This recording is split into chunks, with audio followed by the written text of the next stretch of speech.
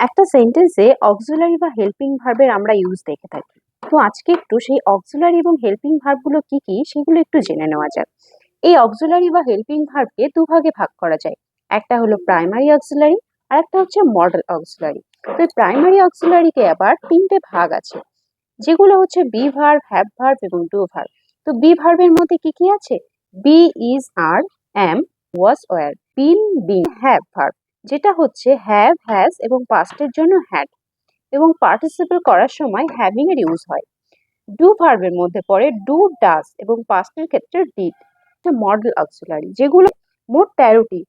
Can, could, shall, should, will, would, may, might, must, need, dare, used to, ought to. এই verb সম্পর্কে আরো বিশদে জানতে হলে আমার নিচের দেওয়া লিঙ্কটিতে খেয়াল রাখো, তাহলে দেখতে পাবে ভার্বের আরো কত ভ্যারাইটি আছে এবং কোন প্রকার ভার্বকে কি নামে ডাকা হয়।